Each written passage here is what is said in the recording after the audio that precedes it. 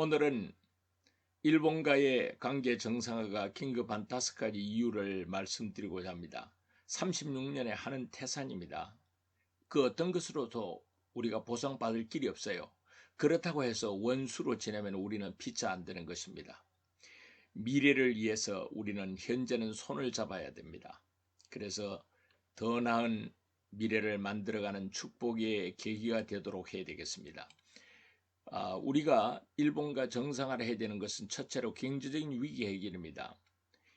우리나라 기업들이 일본에서 원자재를 가져와서 해결하지 않으면 안 되는 것들이 많이 있습니다.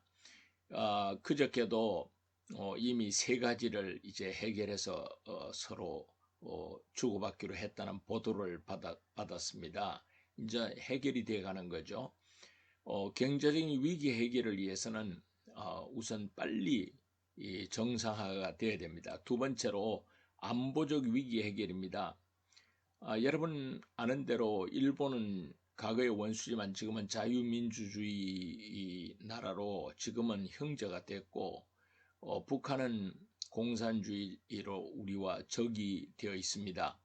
그러므로 이 공산주의의 침략을 막고 적으로부터 보호하기 위해서는 지금 현재의 친구와 손을 잡는 겁니다.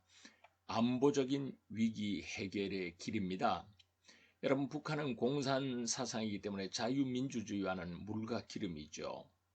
그런데 그들은 우리와 이렇게 하나 되고 하야하는 것이 좋은 걸 압니다. 그러나 그들은 그렇게 못합니다. 그렇게 하면 독자자가 무너져 버리기 때문에, 체제가 무너지기 때문에 알면서도 국민들이 죽고 나라가 망해도 그건 유지해야 되는 겁니다.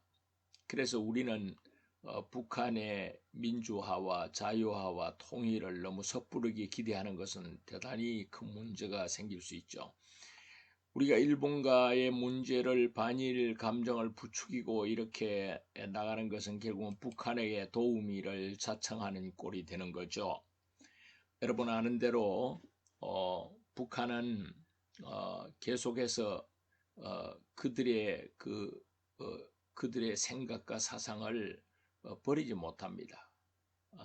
천안함 용사의 유족들이 이런 말을 했다고 하죠. 왜 일본에게는 사죄를 요구하며 북한에게는 한마디도 하지 않느냐, 사죄를 요구하지 않느냐는 겁니다.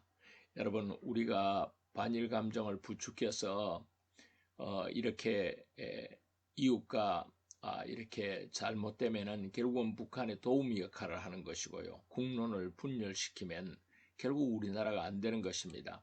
여러분, 싸우면 피차 멸망하는 것입니다. 나라 안에서도 언제나 의논하고 좋은 방안을 내야 되고요. 외국과도 이렇게 서로 협력하는 것이 대단히 중요합니다. 성경은 싸우면 피차 멸망하는 것이라고 했어요. 가능하면 원수가 없어야 됩니다. 싸우는 자가 없어야 승리하는 겁니다. 지금 이 국교 정상화에서 가장 큰 문제로 대두되는 게 일본이 제대로 사과하지 않았다는 거예요. 그런데 여러분 아는 대로 일본은 수십 차례 사과를 했고, 그리고 김대중 대통령 때는 일본의 천황까지 우리나라에 와서 사죄한 것을 우리가 다 듣지 않았습니까? 자, 그래서 오늘 우리는 과거를 듣고 미래를 하는 결단의 지금 시간이 왔다. 과거에 매여서 미래까지 망칠 수는 없다.